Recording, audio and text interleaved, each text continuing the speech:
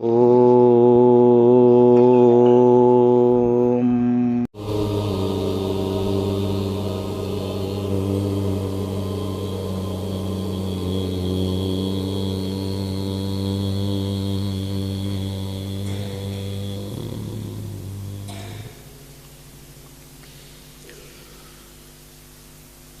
यो भूतञ्च भव्यञ्च सर्वं यश्चाधितिष्ठति स्वर्यस्य च केवलं तस्मै ज्येष्ठाय ब्रह्मणे नमः। ब्रह्मणे नमः। उस महान जगदीश्वर को है अर्पित मेरा नम्र प्रणाम। नम्र प्रणाम। नम्र प्रणाम।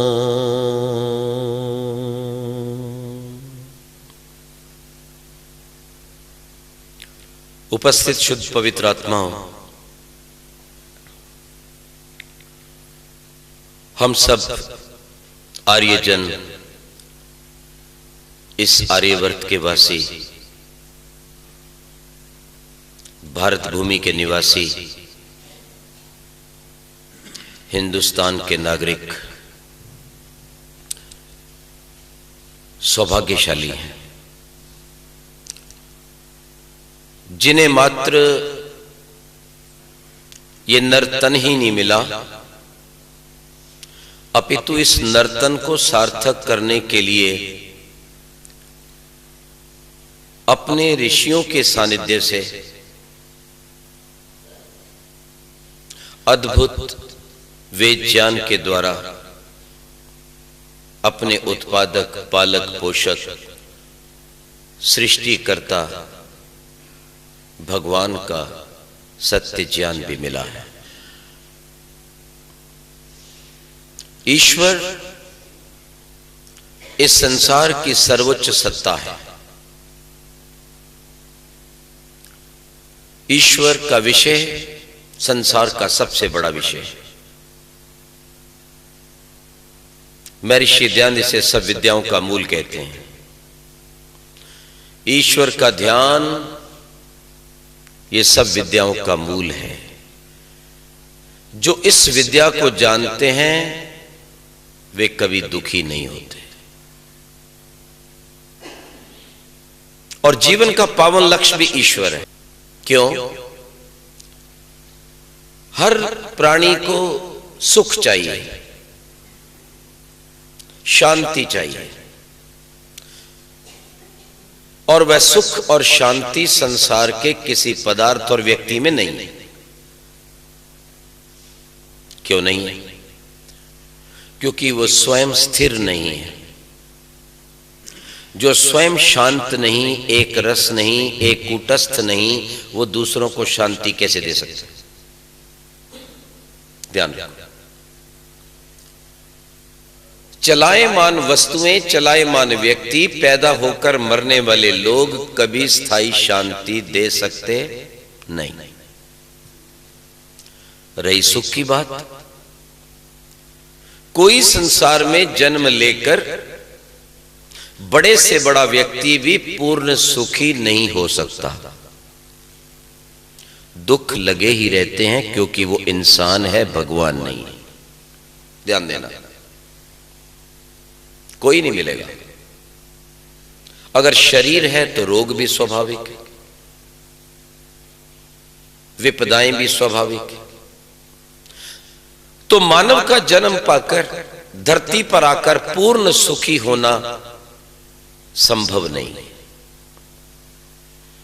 तो जो व्यक्ति स्वयं पूर्ण सुखी नहीं, वो दूसरों को भी पूर्ण सुख कभी दे सकता नहीं।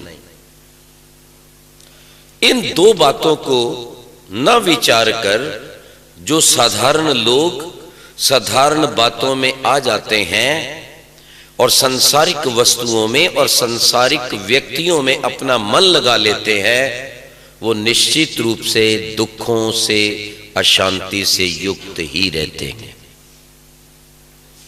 और यही संसार के दुख और अशांति का सबसे बड़ा कारण है कि उन्होंने सुख और शांति के आधार परमेश्वर और उस परमेश्वर के वेद मार्ग को छोड़ दिया है। विश्व के विनाश का सबसे बड़ा कारण यही है कि सच्चे ईश्वर और सच्चे ईश्वर के ज्ञान वेद को छोड़कर मनमानी आस्था करना और मनमाने कर्मों से युक्त रहना। धरती पर जितनी आज आग लगी है इसका कारण यही है। मैं बहुत इस पर विचारता रहता हूं कि मनुष्य दुखी क्यों है, अशांति क्यों है, डरा हुआ क्यों है, हत्या क्यों कर रहा है एक दूसरे की, ईर्ष्या द्वेष की घटाएं क्यों छाई है, मानव मात्र का शत्रु क्यों बन गया धरती पर, रंग के नाम पर, जाति के नाम पर, प्रदेश के नाम पर, देश के नाम पर, मजहब के नाम पर और तथाकथित पैगंबरों के नाम पर एक दूसरे का शत्रु है या नहीं? बोलो, विचार करना। अच्छा, आपने मुसलमानों का क्या बिगाड़ा? आज धरती पर सबसे अधिक मुसलमान यदि किसी देश में रहते हैं तो वह भारत है, ठीक है? और इस धरती पर सबसे अधिक सुविधाएं यदि मुसलमानों को कोई देश देता है तो भारत, और यही आतंकवाद है। आपने क्या बिगाड़ा? बोलो, इन भारत वालों ने मुसलमानों का क्या बिगाड़ा जो रोज हमले करते हैं, उत्पात करते हैं, गौएं काटते हैं, कभी भैंस काटते हैं ईद के दिन, और जहां अधिक संख्या हो जाती है फिर वहां जिहाद शुरू करते हैं, हमने तुम्हारे साथ नहीं रहना। जैसे कश्मीर एक उदाहरण अब नया बना और पाकिस्तान एक पुराना है, यही तो कारण था। और प्रदेश शांति से रहने भी आप भी रहो, कारण क्या है इसका? इसका कारण वही है जिसकी मैं चर्चा कर रहा हूं, ईश्वर के प्रति अज्ञान और वेद के प्रति अज्ञान। इसी ने उत्पन्न किया आतंकवाद, जिहाद और इस विश्व का विनाश। और हमारी जितनी भी व्यक्तिगत समस्याएं, इनका मूल कारण यही है। हम ईश्वर को मानते हैं, तथा कथित मानते हैं, जिसको मानना कहते वो नहीं मानते। मानना, मान करना। मानते का मतलब असली ये होता है कि मैं उसका मान करता हूं, उसकी आज्ञाओं का पालन करता हूं, तो है मानना। ये तथाकथित मानता है, गले से ऊपर मानता है। हम मानते हैं भगवान को। अच्छा, तू भगवान को मानता है तो फिर क्या मानता है उसकी? बोल, कौन सी बात मानता है? तो देखा जाए कुछ नहीं मानता, कहने कहने में कह दिया मैं मानता हूं। ना उसकी आज्ञा अनुसार उठता है प्रातः काल, ना प्रातः काल योग, ना ध्यान, ना प्राणायाम, ना यज्ञ, ना संतान का निर्माण, ना संस्कारों का आधान, ना राष्ट्रीय बलिदान। तो क्या मानता है? खाक मानता है। तो काहे को मानता है? उसकी आज्ञा, उसकी व्यवस्था से खाता नहीं, अंडे, मांस, शराब, बकरियां, भेड़ें खा रहा है। उसकी व्यवस्था से व्यवहार नहीं करता, लूटने की लगी रहती है, हेरा फेरी करेगा, मिलावट करेगा। और वो क्योंकि भगवान कर्म का फल पूरा देता है वेद के अनुसार, न किलविष्यमत्र नधारो अस्ति नयन मित्री सम्मानेति। और इसी बात को दोहराते हुए योगेश्वर कृष्ण कहते हैं अवश्य में भोक्तव्यम कृतम कर्म शुभाशुभम, क्योंकि सच्चा भगवान सच्चा फल देता है, इसलिए उसको मानता नहीं, उसकी पूजा नहीं, उसका व्रती नहीं, उसके प्रति कोई श्रद्धा नहीं। ये उसको पकड़ता है जिसके विषय में उसके प्रचार करने वाले ये बहकाते हैं, अगर इसका पकड़ लेगा, इसकी पूजा करेगा, व्रत करेगा तो तेरे सारे पाप दूर करेगा। तो इस देश के और इस देश से बाहर के सब लोगों के विनाश का कारण मूल यही है कि वो भगवान को नहीं मानते, और जो मानना कहते हैं वो उसको जानते नहीं है। यदि मनुष्य उस भगवान को मान ले, उसकी आज्ञाओं का पालन कर ले, उसकी व्यवस्था के अनुसार अपनी दिनचर्या, खान पान, दूसरों से व्यवहार कर ले, तो संसार में कोई दुख ना रहे, ना शारीरिक दुख, ना मानसिक अशांति, याद रखना, और ना ही सामाजिक भय। आनंद ही आनंद हो जाए। क्यों? वो भगवान को मानता है। प्रभु प्यारे से जिसका संबंध है उससे हरदम आनंद ही। यह विश्व के विनाश का सबसे बड़ा कारण है। सारे विश्व को शांति का उपदेश देने के लिए, निरोगता का मार्ग दिखाने के लिए, संसार के हर आत्मा को, मनुष्य को आनंद में गोता लगाने के लिए देव दयानंद का अवतरण हुआ। मैं भगवान का अवतार नहीं कह रहा हूं, मैं कह रहा हूं देव दयानंद एक पवित्र आत्मा का अवतरण होता है, और अवतार होता ही मनुष्यों का है, अवतार ईश्वर का होता ही नहीं है, क्योंकि ईश्वर कहीं चढ़ता ही नहीं है। वो ऊपर नहीं चढ़ा हुआ कि उतरेगा। वो मां के गर्भ में आता नहीं, अज एक पाद है, अज अजन्मा, एक पाद सर्वव्यापक है, उसको पैर बढ़ाना पड़ता ही नहीं। बढ़ाए कहां, वो तो पहले से सब जगह पहुंचा हुआ है। सेपर्यागात शुक्रम अकायम अरुण स्नाविरम शुद्धम अपापितम। मैं पैदा नहीं होता बच्चों क्योंकि मैं मरता नहीं हूं, मैं आता जाता नहीं क्योंकि मैं भरा हुआ हूं, मैं अवतार नहीं लेता क्योंकि मैं चढ़ा हुआ नहीं, सदा तुम्हारे साथ रहता हूं। जो साथ रहेगा वो अवतार कैसे लेगा? क्या अपने ऊपर आके आप चढ़ेगा? अवतार आत्मा लेती है।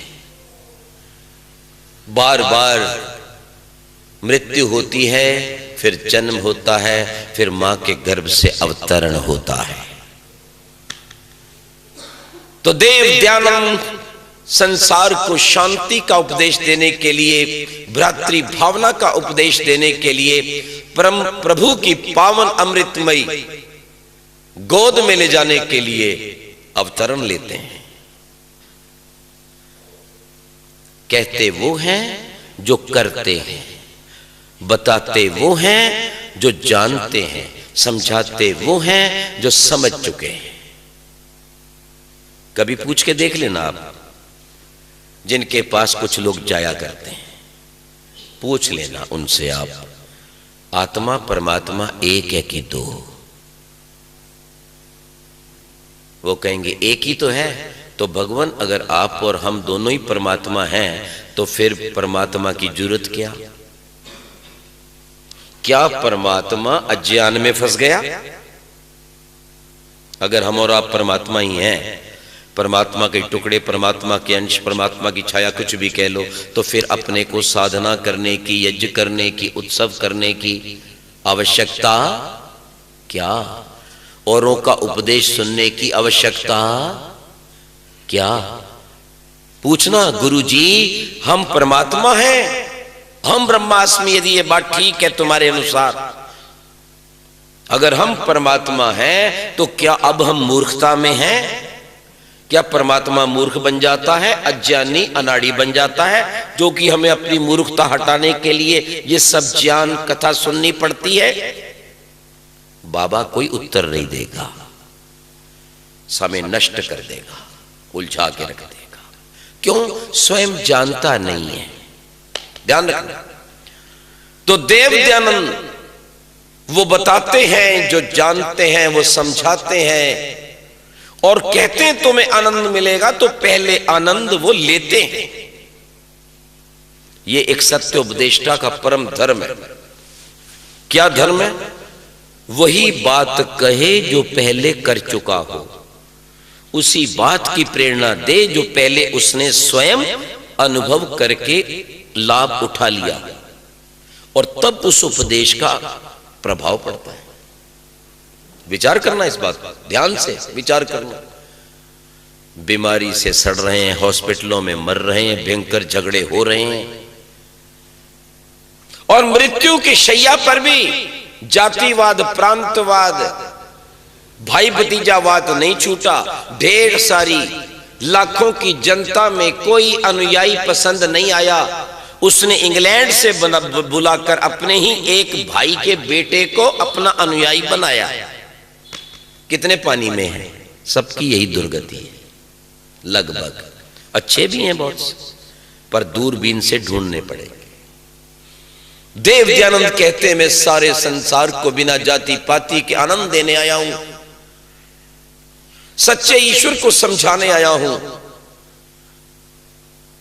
ब्रह्मा शिव राम कृष्ण की भटक रही आत्माओं को मैं उस सारे जंजाल से निकालकर, बंधनों से छुड़ाकर, मरने वालों से हटाकर एक सच्चिदानंद सर्वव्यापक निराकार सच्चे पिता के साथ जोड़ने आया हूं। और मैं तुम्हें सीधा जोड़ना चाहता हूं, मैं बीच में रहना नहीं चाहता। आहा, क्या बात। मैं ये नहीं कह रहा कि तुम जब भगवान का नाम लो तो मेरा भी नाम लिया करो। जब तुम भगवान के मंत्रों से यज्ञ करो तो एक आहुति मेरे नाम से भी देना। दयानंदाय स्वाहा इदम दयानंदाय इदं नमः। जब तुम शन्नो देवी बोलो तो एक मेरा भी मंत्र बोल लेना। ऐसा नहीं कहा, ये कहा कि जब तुम भगवान की भक्ति करना तो बस तुम्हारे और भगवान के बीच में कुछ नहीं आना चाहिए। इतनी मेरी बात याद करके चलना, पर मुझे बीच में मत रखना। अंतर देखिए, अंतर। ये दयानंद है, पता नहीं था, याद रखना, बाल्यकाल था।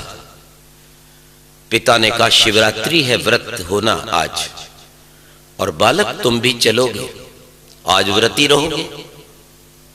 बालक को कुछ पता नहीं है, पर माता बालक की स्थिति को पिता से अधिक अच्छी तरह समझती है ना, क्योंकि वो ज्यादा जानती है। बालक उसकी गोद में खेला है, पला है, पूरा दिन रहता है, उसके स्वभाव का पता होता है।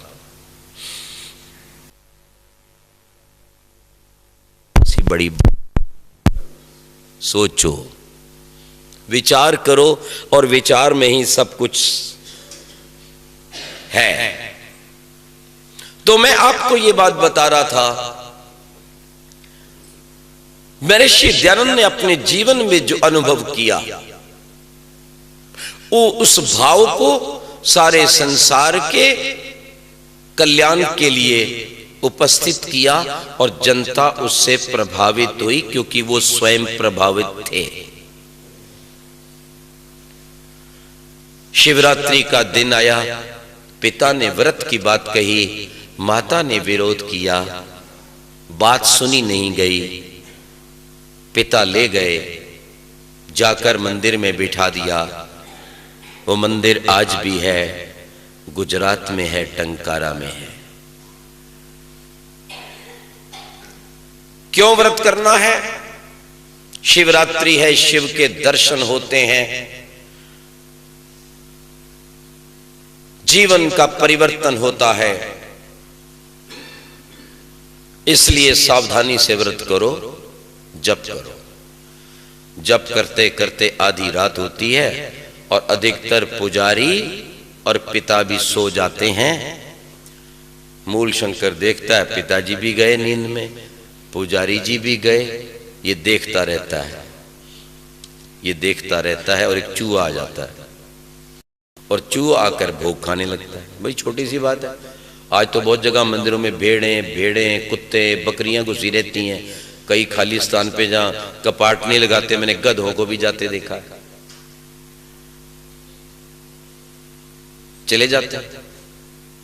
क्या बेचारों को अन्न दिखाई देता है तो वो चले जाते हैं। वो अन्न की सुगंध उन्हें खींच के ले जाती है। ये नहीं कि वो अपमान करने आए, उनको पता ही नहीं। वो इस विषय को जानते ही नहीं। ये चौंकते हैं, अरे कुल सृष्टि को चलाने वाला, सबका कल्याण करने वाला शिव, और ये उनका चढ़ावा खा रहा है, मलमूत्र त्याग रहा है, और पिता को उठा देते। पिताजी देखो क्या हो रहा है। बोलते चूहा तो चला जाता है, बोले पिताजी सब क्या है, तुम जप करो। ठीक है, और ऐसा ही जप हम अपने बच्चों से करवाते हैं। कुछ ऐसी माताएं भी हैं, तुम करो, ना उसको पता है ना बच्चे को पता है, करवाते हैं। दिल्ली की एक पढ़ी लिखी माता, बड़ी योग्य है, करोड़ोंपति अरबोंपति है, मिली, बैठी, कहने लगी आचार्य जी बड़ी दुख की बात है। मैंने कहा क्या हुआ? कहता हमारा बेटा नास्तिक बन रहा है। मैं कहा बेटा नास्तिक?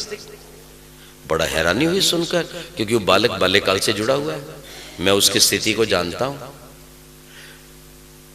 मुझे जब उसके साथ रहने का अवसर मिला, हम और वो दोनों उसी कमरे में रहते थे, तो मैंने कहा बेटे संध्या करें? बोले हाँ आचार्य जी करते हैं। हमने संध्या पूरी की। ओम नमः शंभवाय शिवतराय महेश्वराय, शांति पाठ में करने का। बोले आचार्य जी रुको। मैं कहा क्या हुआ? बोले ध्यान तो लगाया ही नहीं, क्योंकि वो आश्रम आता रहता था ना, और ध्यान थोड़ा करते हैं। बोले आचार्य जी ध्यान तो किया नहीं। मैंने कहा ऐसा बालक जो संध्या के बाद कहे ध्यान छूट गया, वो नास्तिक हो गया। चलो देखते हैं। बात करते करते वो पुत्र आ गया, आते ही चरण स्पर्श किए, बिना कहे माता के चरण स्पर्श। हमारे मम्मी नहीं बोलता, मां ही बोलता है। अंडा मांस मछली कुछ नहीं।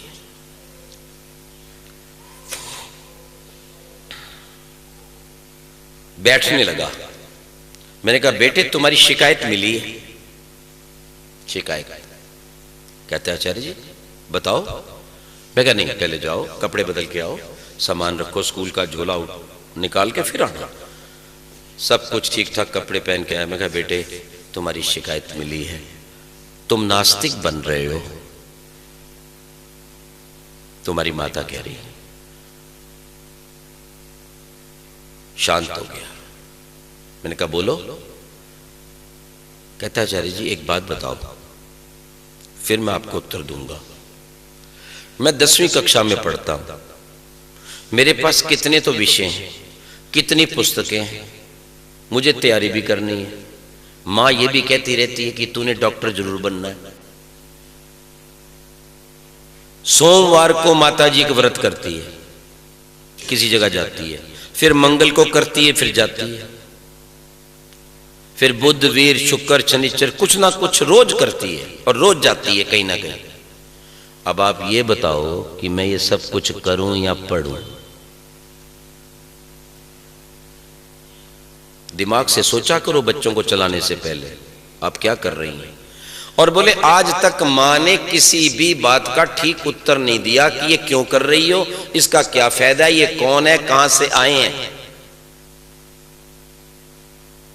ये बता दो। बोले कुछ नहीं बोलती, और मुझे नास्तिक बता रही हैं।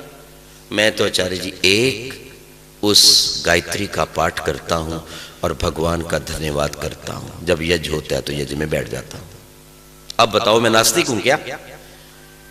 मैं कह नहीं बेटे आप नास्तिक नहीं हैं। अब नास्तिक कौन है? याद रखना, अस्ति नास्तिर मति यस्य से नास्तिक है।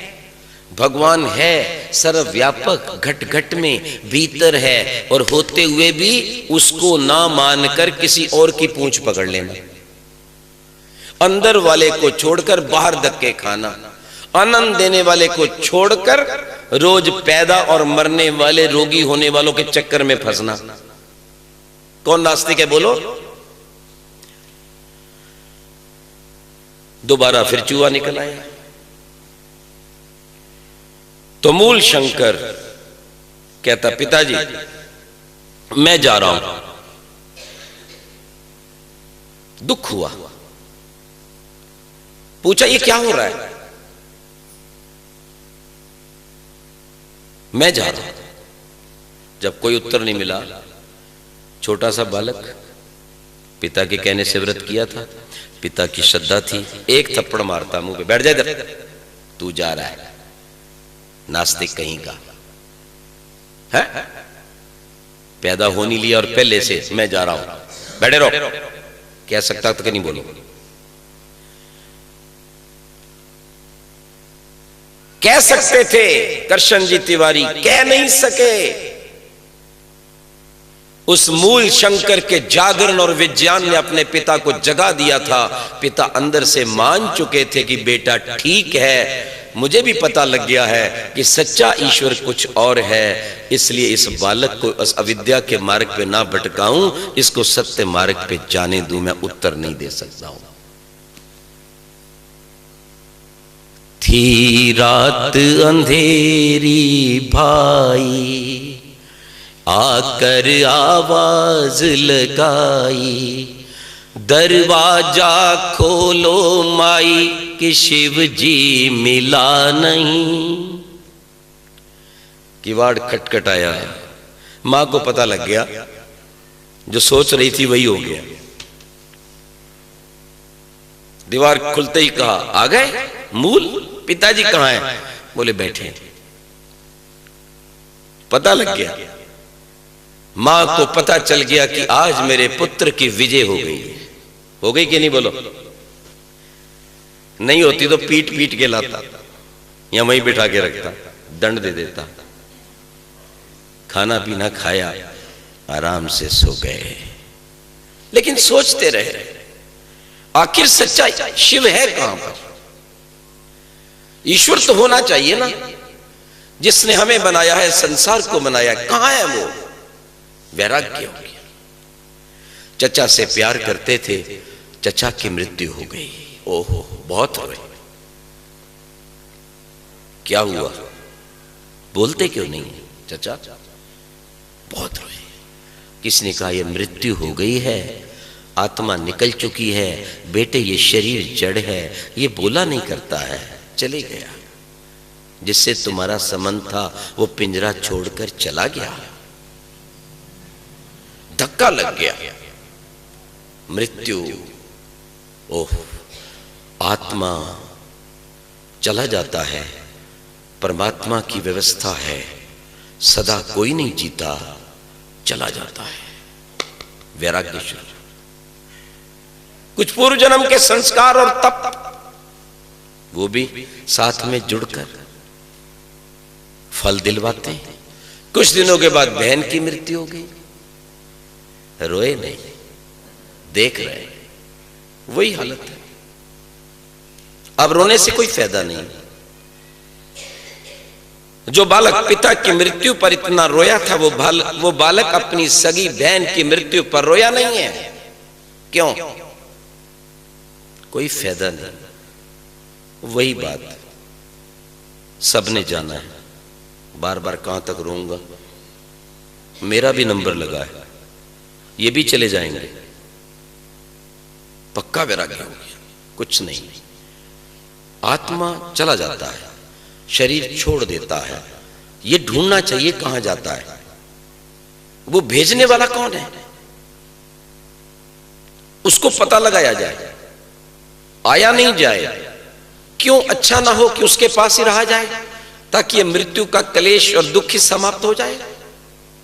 बालक सोच रहा है, ऊंची उड़ान ले रहा है। जन्म जन्मांतर के आत्मा में, मन में बैठे हुए संस्कार उसको प्रेरणा दे रहे हैं। याद रखना, आप किसी ना किसी जन्म में योगी रहे हैं, तपस्वी रहे हैं, उच्च कोटि की आप साधिका रही हैं, और वो सारे संस्कार आपके मन में स्थिर हैं, इसलिए इसको मन कहते हैं। शरीर के मरने पर भी मन आत्मा से अलग नहीं होता। अंतःकरण, मन आदि ये सब आत्मा के साथ आगे जाते हैं। ये मन के अंदर उसके सारे संस्कार, उसके जितने भी शुभ कर्म, उनके शुभ कर्मों के संस्कार, परिणाम सब कुछ रहते हैं। और जितनी आगे तक हम पहुंच जाते हैं। जितनी साधना कर पाते हैं, जितने शुभ कर्म कर पाते हैं, उतने तो रहते ही हैं। फिर अगले जन्म में उसको और आगे शुरू करके और जीवन को मुक्त कर सकते हैं। आप भी कभी ऐसे थे, और जिस समय आप ये चिंतन करके भीतर में डुबकी लगाएंगे, विचार करेंगे, आपको भी वैसे विचार मिलेंगे मूल शंकर की तरह। वो पार कर देंगे, आप करके देखिए। बस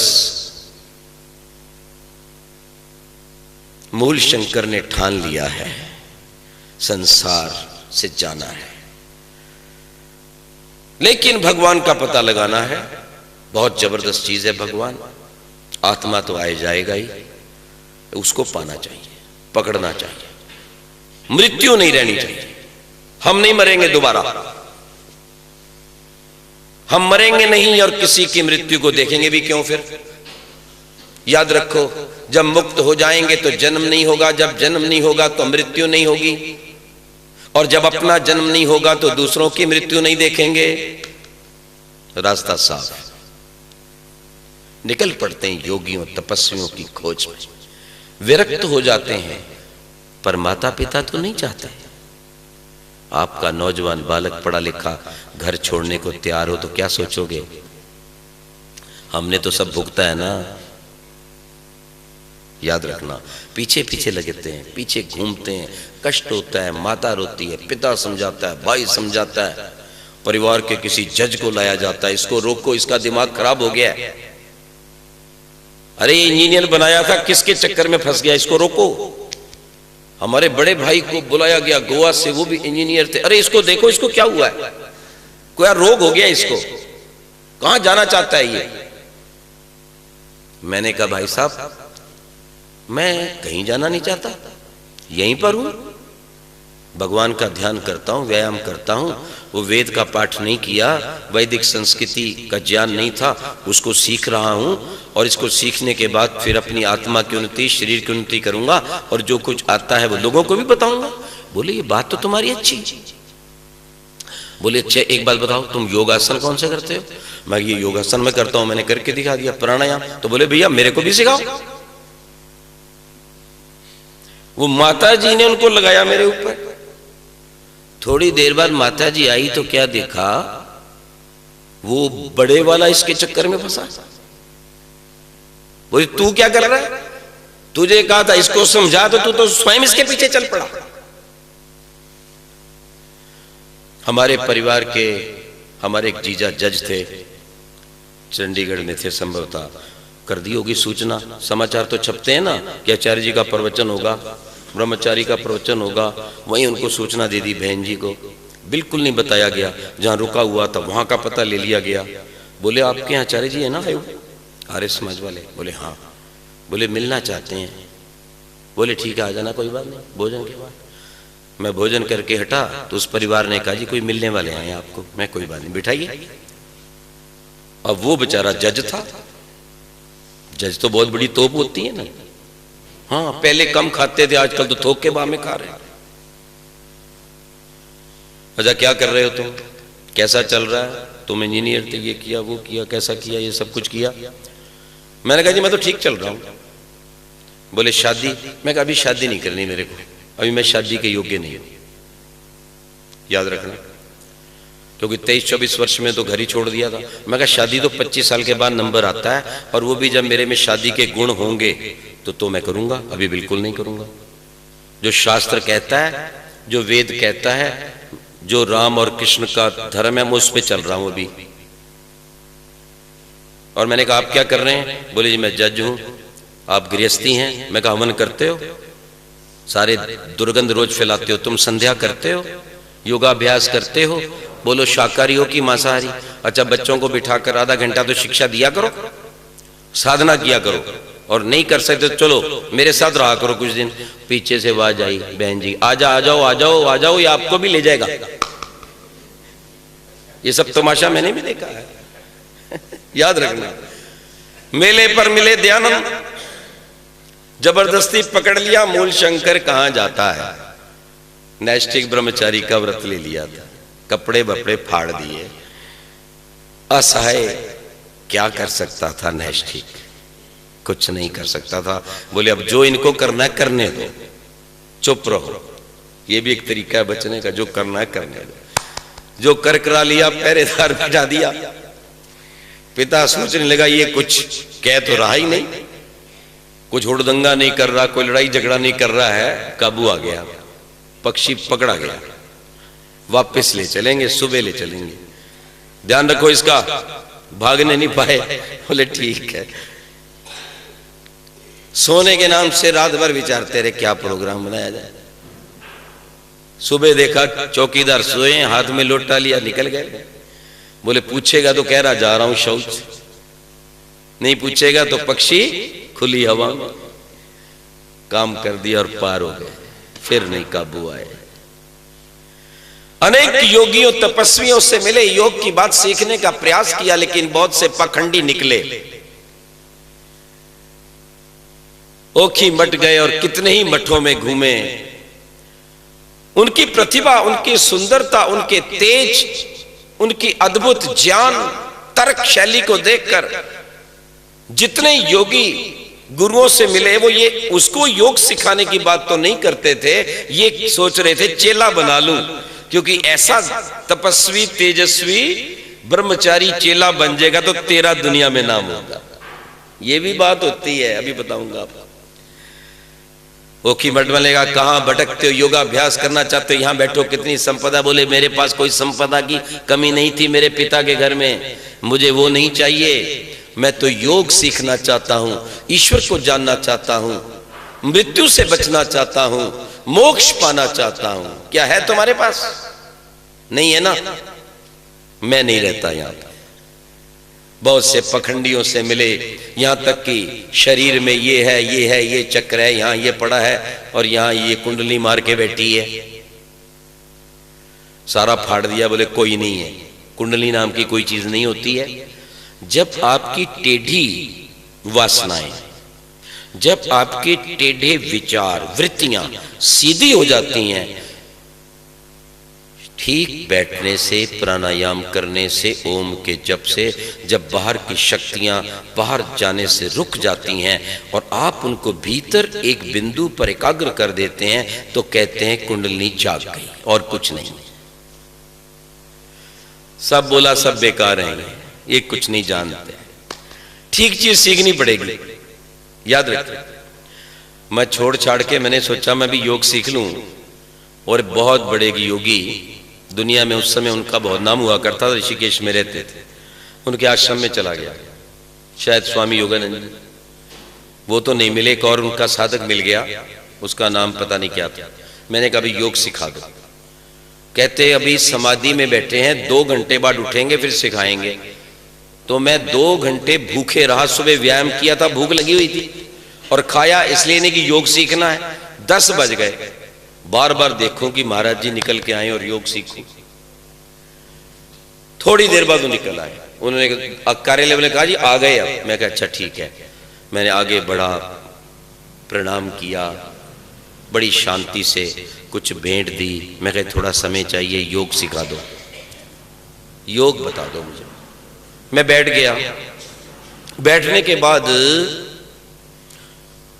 मैंने कहा आप बहुत देर तक साधना कर रहे थे, आप किसका ध्यान करते हैं? ईश्वर की बड़ी कृपा हुई कि समय बच गया। मैंने कहा आप किसका ध्यान करते हैं? कहते जी मैं अष्टभुजी दुर्गा का। मेरी आंखें खुली, बेकार फंस गया, 2 घंटे भूखा मरा। ऐसी दुनिया जान से भूखी मरती है। मैं कहा ये तो आप ही जंजाल में फंसा है? मैंने कहा ये दुर्गा के उपासक हैं, और जो व्यक्ति जिसका उपासक होता है जब आंखें बंद करता है तो वही चित्र दिखता है, स्वाभाविक बात।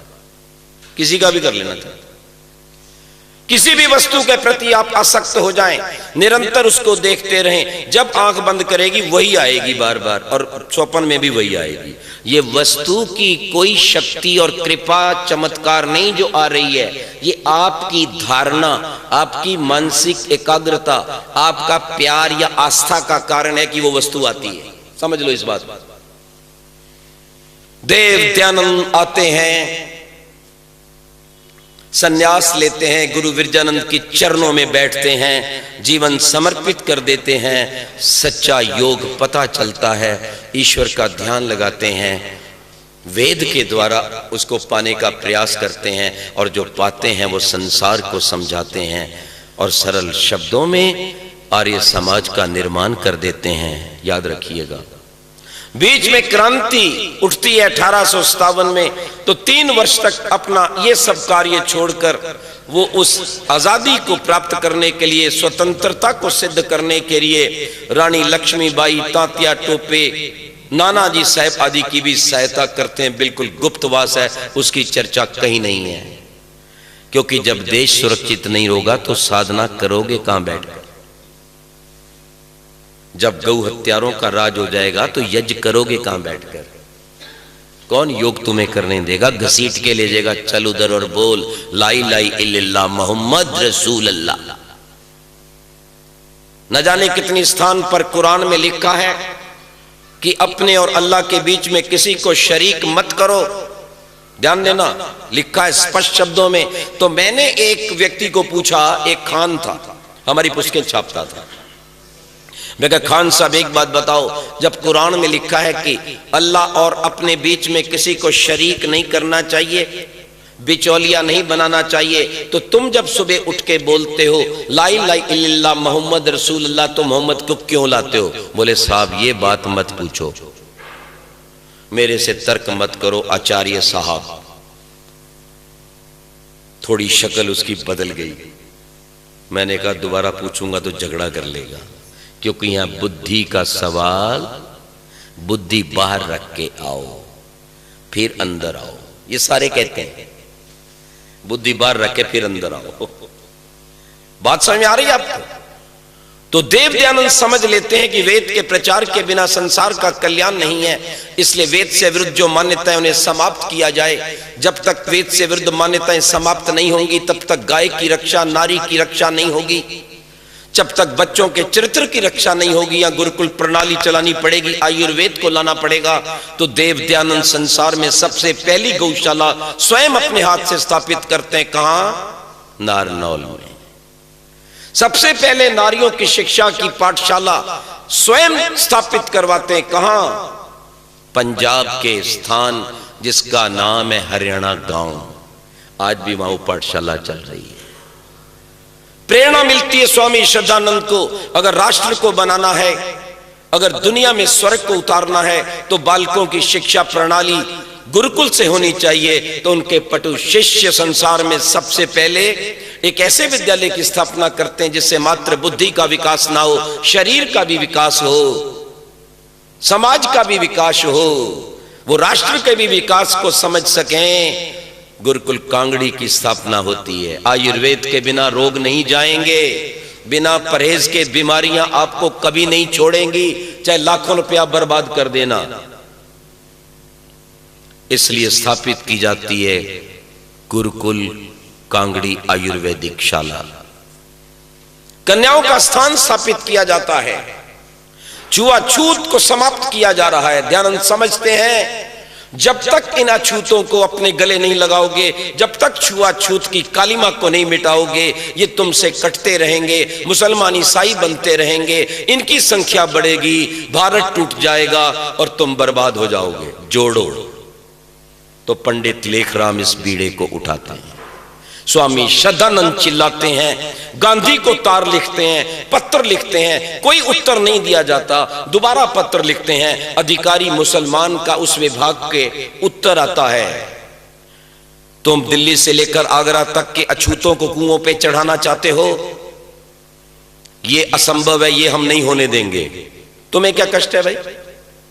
वो जिनको तुम चढ़ाना चाहते हो, चमार आदि, वो मुर्दा मांस खाते हैं। अगर तुम चढ़ा भी दोगे कुओं में पानी पीने के लिए, तो हमारे मुसलमान साथी उन्हें निकाल कर बाहर कर देंगे।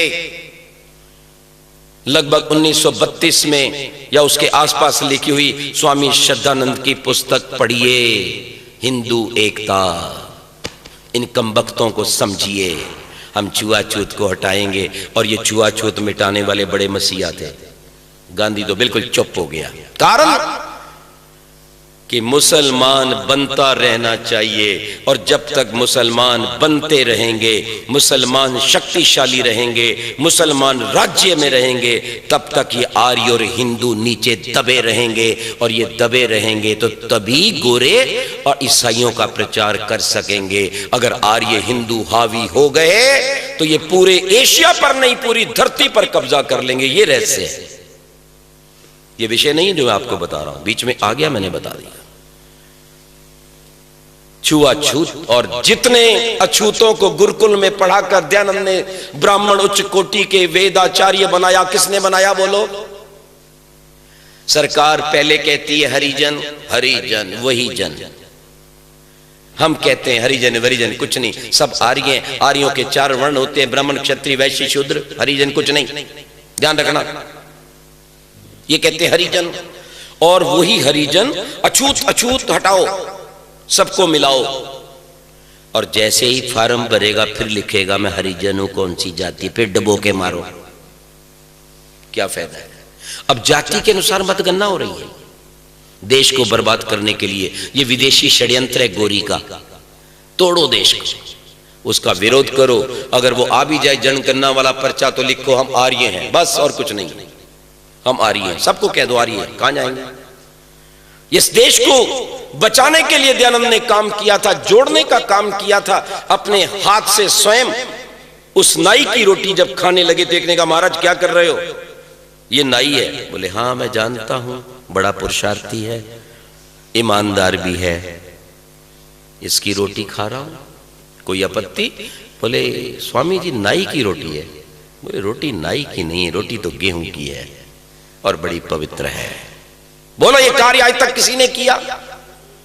पैर की जूती समझने वाली नारी, जिन पर रोज आक्षेप करते थे पति मर जाए तो डायन है, आज भी डायन समझकर छत्तीसगढ़ में चले जो कपड़े उतार कर नग्न घुमाई जाती हैं, निकाल दी जाती हैं, मार दी जाती हैं। और दयानंद कहते हैं नहीं, नारी का दर्जा बड़ा है। यत्र नार्यस्तु पूज्यन्ते रमन्ते तत्र देवता।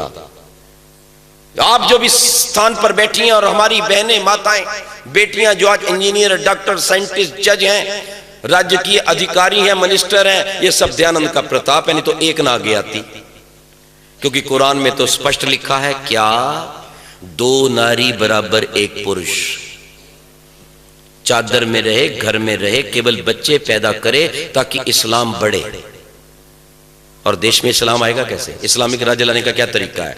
सबसे बढ़िया इस समय उर्वरा भूमि इस्लाम के लिए अगर दुनिया में है तो भारत है, सेकुलरिज्म है। और कैसे मिलता है राज? केवल बच्चे पैदा करो बस।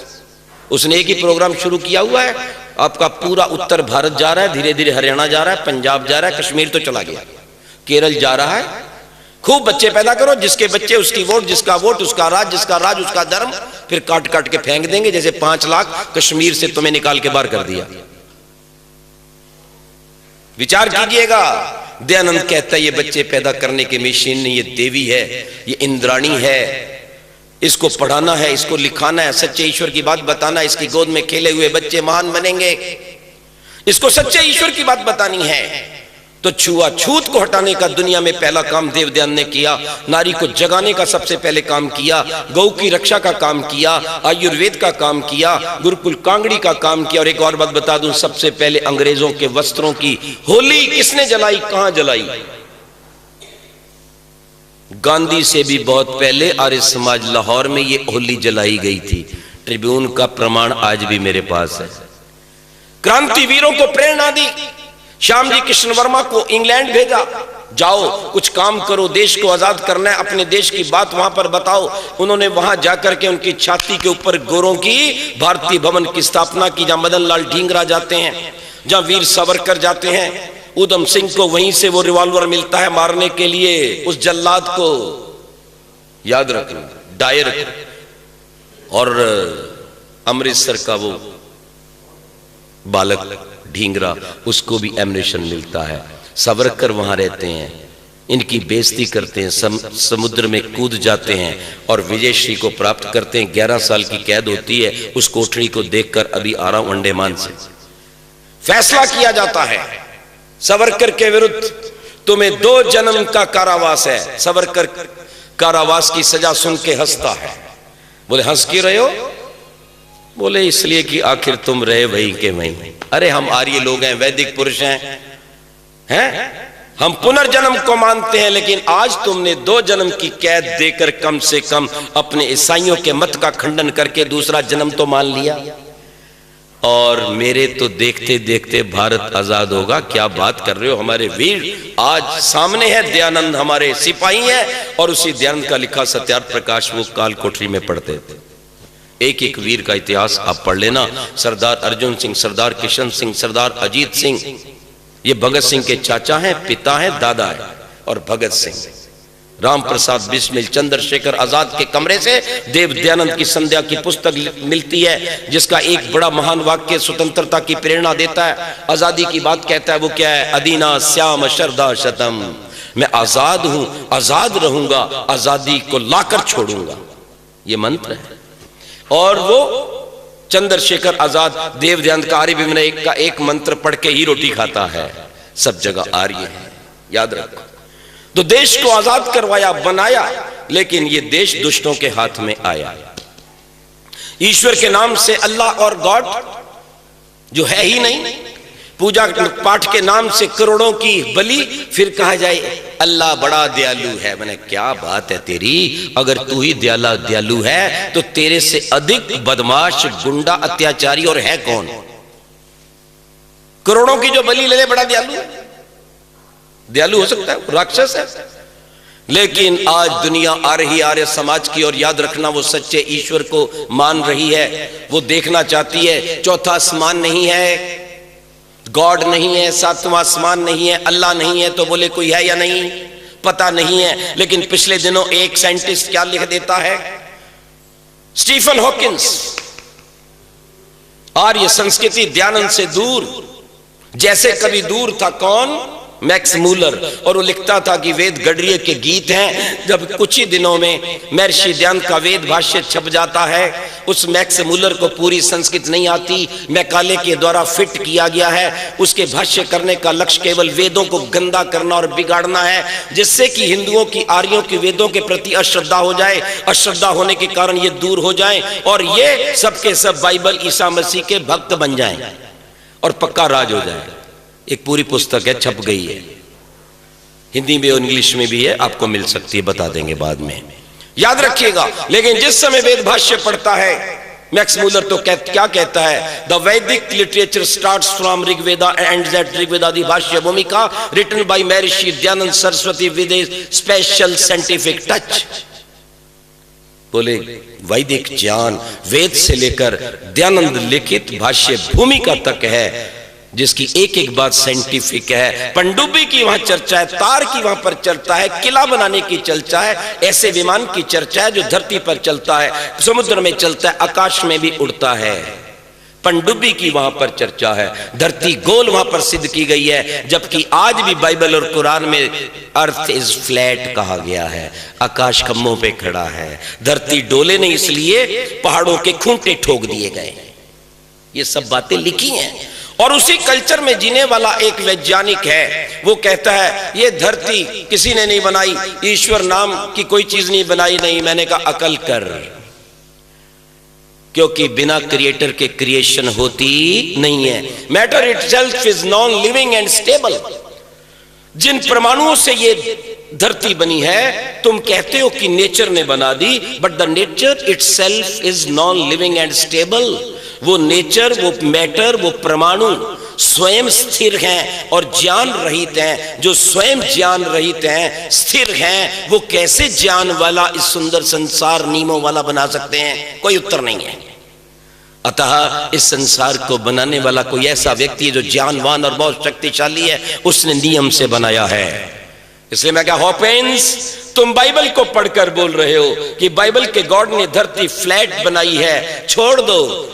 वो बाइबल का गॉड गॉड ही नहीं है, एक झूठी कहानी है। कुरान का अल्लाह अल्लाह नहीं है। तुमने उसकी फ्लैट धरती को पढ़कर कहा होगा कि ये धरती ईश्वर ने बनाई। पर याद रखो, आज तुम्हें आर्य लोग, वेद के ज्ञान वाले लोग, वेद की श्रद्धा वाले लोग तुम्हें आज प्रेरणा दे रहे हैं। एक बार वेद पढ़ो, दयानंद का सत्यार्थ प्रकाश भाष्य भूमिका पढ़ो, तुम्हें पता चलेगा कि दुनिया किसने बनाई है। सूर्य चंद्रमा सौधाता यथा पूर्वमकल्पयत् बनाने वाला भगवान है।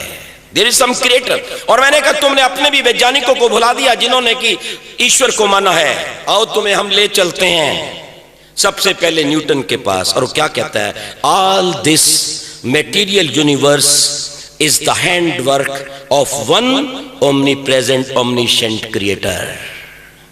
न्यूटन कहता है इस दुनिया को बनाने वाला कोई शरीरधारी गॉड नहीं है जिसको तू नकार रहा है बाइबल पढ़ के। इस दुनिया को बनाने वाला एक सर्वज्ञ, सर्वशक्तिमान, सर्वव्यापक ईश्वर है और वो अकेला है। आइए मैं आपको एक और न्यूटन के कथन की ओर ले चलता हूं। वो क्या कहता है? We acknowledge one God, infinite, eternal, omnipresent, omniscient, the creator of this universe. Newton साफ कहता है इस धरती का निर्माता एक सर्वव्यापक निराकार ईश्वर है जो एक ही है, निर्लेप है, आनंद युक्त है, सर्वव्यापक है। हॉकिंस उसको पढ़ो, आर्य समाज में आओ, हम तुम्हें सिखाएंगे। आइए, आइंस्टाइन भी इस बात को मानता है। वो भी कहता है the world is an ordered comprehensive entity and not a chance. This world is not created by chance. ये किसी कर्ता ने नियम पूर्वक बनाया है और वो कर्ता और कोई नहीं है, ओमनी प्रेजेंट ओमनीशेंट गॉड है। सिद्ध कर रहा है मैंने। और आगे बढ़ो हॉपकिंस, तुम्हें हम एक और जगह ले चलते हैं। पिछले दिनों 7 reasons why a scientist believe in God. एक साइंटिस्ट ईश्वर पर विश्वास क्यों करता है, उसके 7 कारण हैं। और वो क्या लिखा? और वो पुस्तक लिखी हुई है बाई प्रोफेसर क्रॉजी मॉरिसन।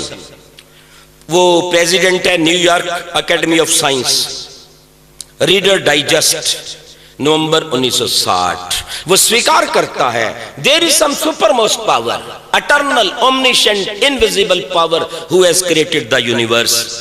अब अपनी भ्रांति को दूर कर लो, आपको हम एक और प्रमाण दे रहे हैं। हमारा एक साइंटिस्ट और कह रहा है, क्या कहता है? But the idea of a personal God as described by Jesus Christ would seem to be very different from the conception of a scientific man। कहता है जो ईश्वर, जो गॉड की बात चर्च कह रहा है, जो बाइबल कह रहा है, वो साइंटिस्टों के दिमाग में नहीं उतर सकती कि वो चौथे आसमान पे बैठा है कोई शरीर वाला व्यक्ति है, वो कहता है बकरे काटो, गाय काटो। जो पराये लोग उनको लूटो, उनकी औरतों को लूट लो, उनको काट पीटाओ, ये लिखा है स्पष्ट। बोले हम साइंटिस्ट इस बाइबल के इस ऐसे गॉड को नहीं मानते क्योंकि ऐसा गॉड हो नहीं सकता, इसलिए दुनिया की रचना उसने नहीं की है। एक और साइंटिस्ट है द मिडिल मैन, FRSIE, याद रखना। वो क्या कहता है? Description of God as it is given in the Bible is a very childish। वो कहता है ईश्वर कि तथाकथित जो व्याख्या बाइबल में की गई है बड़ी बचकन्ना है। ऐसा ईश्वर नहीं हो सकता जो हत्यारा हो, जो औरतों को बचाए, आदमियों को मरवाए, गऊओं को कटवाए।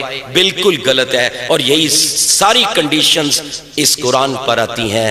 इसलिए हम कह सकते हैं कि हमारे आइंस्टाइन वैज्ञानिक के कारण, हमारे न्यूटन के कारण, मिडिल मैन के कारण ये सिद्ध होता है कि वो वैदिक ईश्वर है, वो एक सर्वव्यापक निराकार है। दयानंद जिसका गुणगान कर रहा है वो आनंद स्वरूप है, जाति पाति नहीं मानता, औरतों की हत्या नहीं करता, पक्षपात नहीं करता, किसी पशु की भी हत्या करने की वो बात नहीं करता। वो तो कहता है संगच्छध्वम संवदध्वम उत्क्रमणस्ते पुरुषा, मिलकर चलो, ऊपर उठो और भगवान के आनंद को प्राप्त करो। शय्योरविस्रवन्तु न। आइए उस भगवान की शरण में जो दयानंद ने वेदों से बताया है, अपना और अपने बच्चों का कल्याण करें। ओम शांति शांति शांति। हमारी माता जी बैठी, विजय जी दिन रात सेवा कर। वैदिक सिद्धांतों को, वैदिक भजनों को, वैदिक ज्ञान को प्राप्त करने के लिए आप वैदिक राष्ट्र यूट्यूब चैनल को सब्सक्राइब करें, लाइक करें और अपने कमेंट्स सुझाव देते रहें। आपका बहुत बहुत धन्यवाद।